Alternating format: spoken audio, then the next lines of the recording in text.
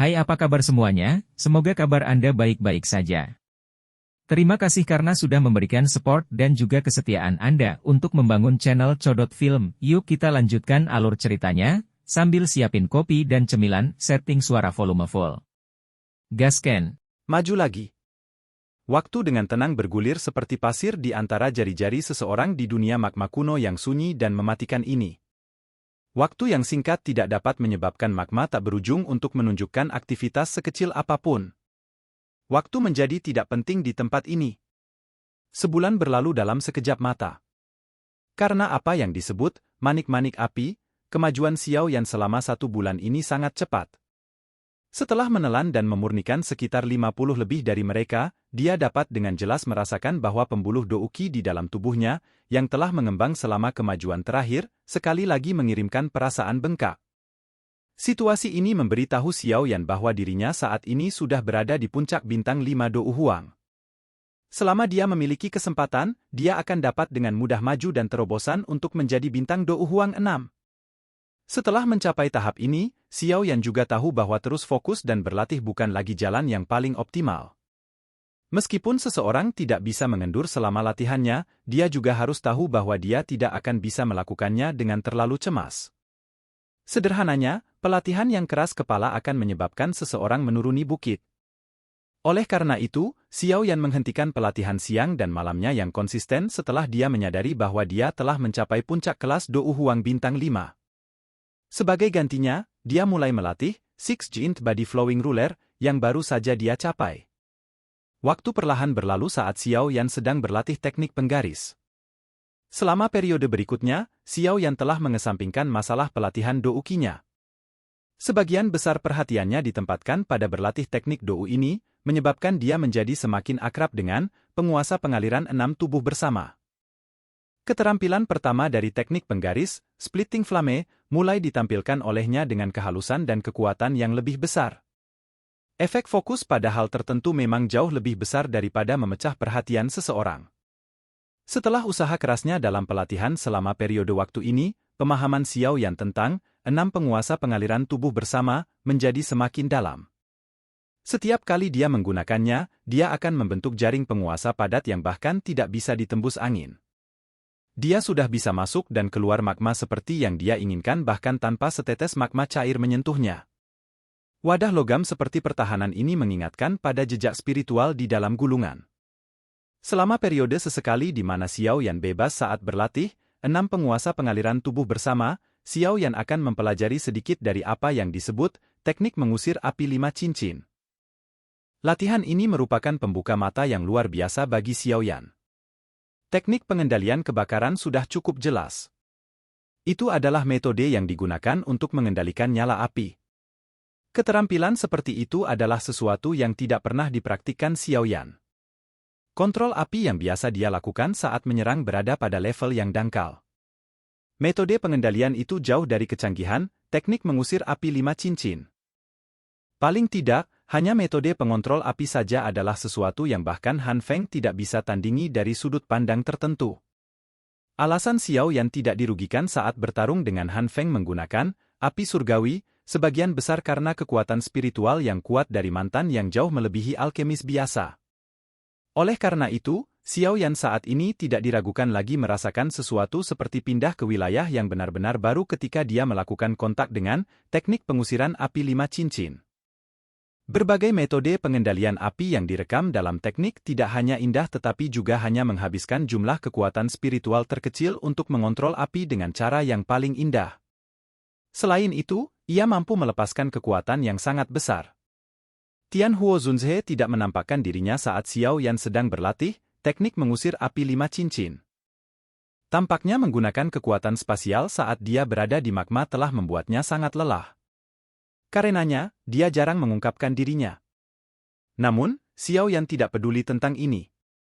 Meskipun dia telah melakukan kontak dengan skill pengontrol api untuk pertama kalinya, dia setidaknya adalah seorang alkemis tingkat 6 yang mengandalkan dirinya sendiri untuk menciptakan Angry Buddha Lotus Flame yang sangat menakutkan.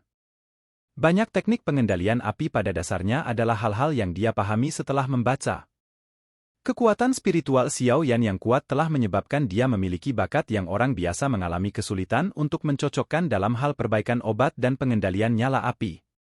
Selama waktu yang tersisa, Xiao Yan, tanpa kecelakaan, menenggelamkan dirinya ke dalam dunia api misterius yang dikendalikan dengan teknik pengusiran api 5 cincin. Dalam waktu kurang dari 10 hari, kemampuan Xiao Yan untuk mengendalikan api pada dasarnya berlipat ganda. Di dalam dunia kendali api yang menghancurkan hati ini, kesempatan Xiao Yan untuk maju tanpa sadar dan diam-diam telah tiba. Ketika perasaan akan terobosan muncul, Xiao Yan sedang berlatih roh api berbentuk serigala pertama dari teknik mengusir api 5 cincin. Setelah merasakan perasaan aneh yang menyebar dari dalam jiwanya, Xiao Yan segera menyebarkan segel tangan dan menggunakan kecepatan tercepatnya untuk kembali ke gua. Xiao Yan duduk bersila di gua yang bersih dan kosong. Dia dengan paksa menahan gelombang riak yang tidak biasa yang dikirim dari tubuhnya. Dengan jentikan jarinya, lebih dari 10 manik-manik api berwarna merah muncul di depannya. Setelah itu, Xiao Yan dengan cepat menutup matanya dan membentuk segel pelatihan dengan tangannya. Segel itu baru saja terbentuk ketika ruang di sekitarnya mulai berfluktuasi. Gelombang energi panas melonjak di sekitar tubuh Xiao Yan. Setelah itu, energi muncul seperti banyak ular panjang berwarna merah cerah, bertahan di atas permukaan tubuhnya. Akhirnya, mereka mengikuti napasnya dan memasuki tubuhnya. Dunia magma ini dipenuhi dengan energi afinitas api yang sangat kuat. Ini pasti akan menyebabkan kemajuan Xiao Yan menjadi jauh lebih mudah. Dia tidak perlu khawatir tentang energinya yang habis atau menyebabkan beberapa perubahan tak terduga selama kemajuannya. Selain itu, cincin penyimpanannya masih berisi beberapa manik api. Bahkan jika kecelakaan terjadi, energi kuat yang terkandung dalam manik-manik api ini akan memastikan keberhasilan pencapaiannya. Peningkatan jumlah energi afinitas api memasuki tubuh Xiao Yan. Begitu banyak yang masuk sehingga kulitnya berangsur-angsur menjadi merah cerah. Benang kabut putih naik dari kepalanya dan banyak pembuluh darah mulai bergoyang seperti cacing tanah di kulitnya, tampak cukup menakutkan. Di bawah energi dunia luar yang tak henti-hentinya, tubuh Xiao Yan dengan cepat diubah. Setiap kali dia maju, bagian dalam tubuhnya akan mengalami transformasi kecil. Transformasi semacam ini seperti perluasan, mengubah kolam kecil menjadi danau kecil. Douqi yang dapat ditampung tubuhnya juga akan meningkat beberapa kali lipat. Pada saat yang sama, banyak pembuluh darah, tulang, otot, DLL. Di dalam tubuhnya akan menunjukkan tingkat penguatan yang bervariasi, menyebabkan kekuatan di dalam tubuh seseorang tumbuh. Saat kemajuan Xiao Yan secara bertahap memasuki tahap putih panas, riak di dalam gua menjadi lebih intens. Pada akhirnya, seluruh gua ditutupi oleh energi afinitas api merah.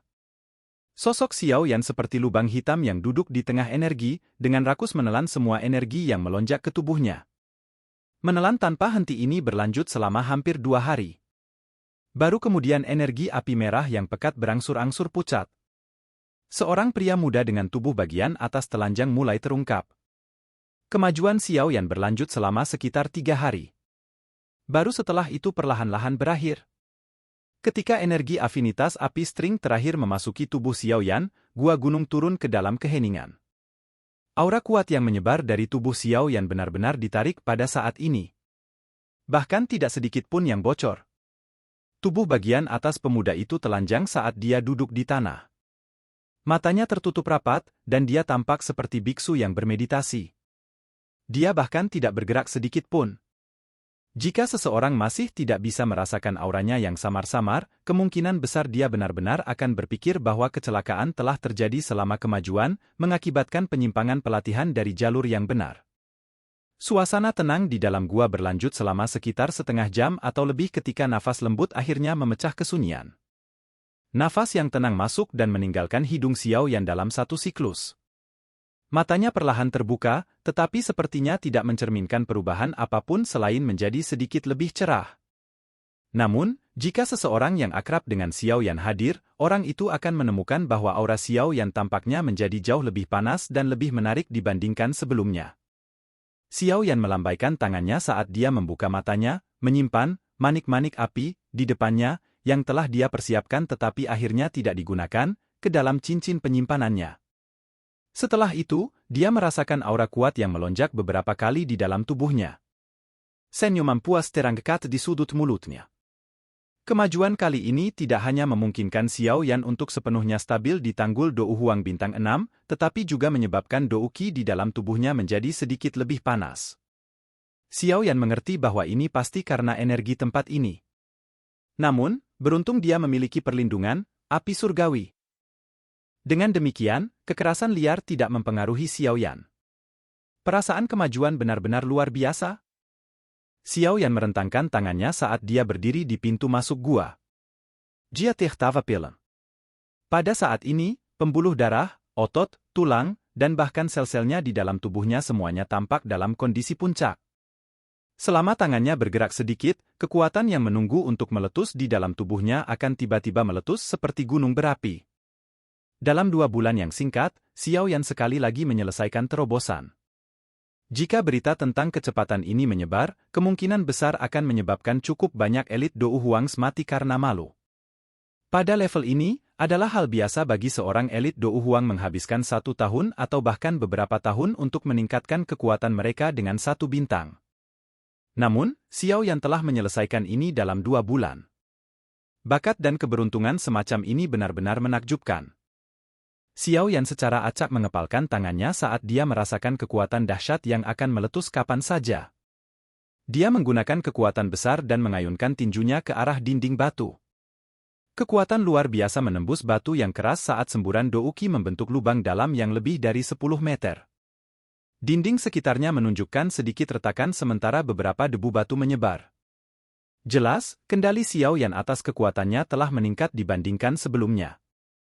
Itu dikumpulkan di satu tempat dan tidak menyebar, menyebabkan pukulannya memiliki kekuatan dan kecepatan yang lebih besar. Xiao Yan tersenyum. Sudut mulutnya menunjukkan lengkungan. Dia baru saja akan menguji kekuatannya ketika alisnya tiba-tiba terangkat. Matanya melirik ke lubang yang menuju ke menara pemurnian Ki Langit yang berkobar. Sepertinya ada suara angin kencang yang muncul di sana. Di bawah fokus Xiao Yan, suara angin deras di dalam lubang semakin dekat. Sesaat kemudian, sesosok muncul di depan mata Xiao Yan. Silakan pergi ke.